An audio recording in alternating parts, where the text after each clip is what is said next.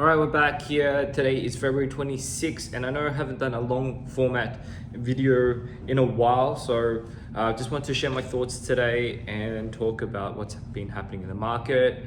I guess my latest pickups, and I guess some opportunities and some strategies going forward as we enter into March 2026, and you've got some big milestones coming up with Pokemon Day coming up on the 27th, tomorrow actually. So it'll be quite interesting.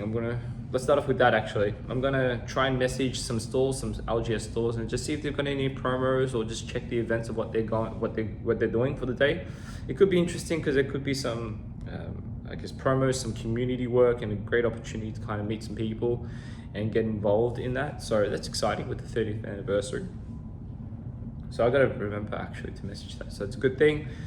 But let's talk Prismatic to start off. The ETBs have been going nuts. The distant rivals ETBs have seen a surge. They're climbing. The Prismatic ETBs are climbing too, and it's just nuts. It's just crazy.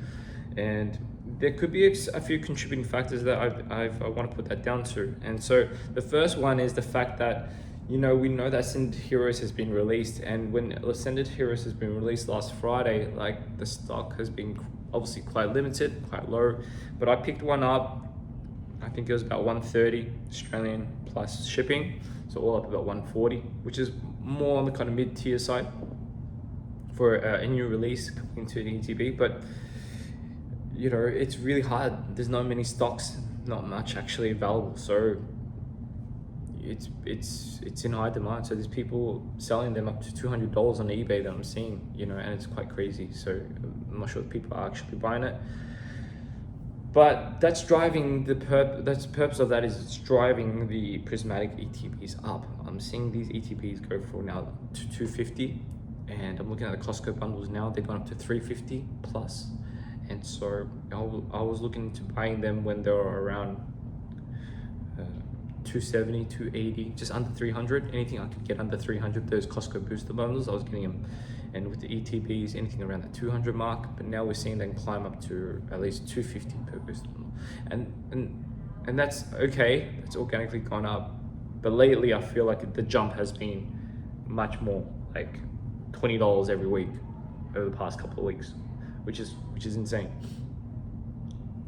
So I remember Rudy from Alpha Investments saying in December last year, 2025, like, this is a cool down period. The market's actually holding off. You have Christmas, you have all these people traveling, and so they're not really thinking about cards right now. And so a lot of the cards were holding off, and they weren't actually seeing the rate of acceleration or growth that we're seeing in this current month. We know that the ETBs from distant rivals the booster boxes have slowed down or dropped a little bit, but in terms of everything else, it's like it's still continuing to climb. So I'm a little bit more optimistic. I always think there's opportunity still a lot of plays early, because if I think ahead in 5 years time or 3 years time, I would be kicking myself if there wasn't any opportunity. So I'm a firm believer right now in this current present day, 26, there's still lots of opportunities. Prismatic could still be undervalued. Coming at 250 in ETB, that could still be undervalued, because potentially we don't know how this video will turn out, but come 3 years time, 1 to 3 years time, this could be a $300 box easily. Will it get there? Yes. I don't know how long it will take to get there though. Looking at other sets, 151, my recent pickups have been to the Japanese booster box. I feel like the Japanese booster box have gone up, and with the English sets and the booster bundles and everything else, getting a little bit out of the price range. For me, I can justify paying that same price, almost contributing half of that amount towards a booster box, a Japanese booster box. I'm really intrigued about this Master Ball set, which is one in every box. And obviously the big chase card in that is the Pikachu, the Gengar, the Mewtwo, the Dragonite, I believe. So, the Master Ball set's gonna be quite an important one down the track, and I think that's still an underrated play. Japanese always reprints to the ground in this, and so these prices take a little bit longer. If you look at the graph and you look at the price chart on that, it's been slowly creeping up to its new all-time highs. We're about 5 minutes in now, so it's gone quicker than I'd like. I just want to try and wrap this up now. So that's been my latest opportunities and pickups. I think ETBs are still undervalued and priced with Prismatic. It's worth a go.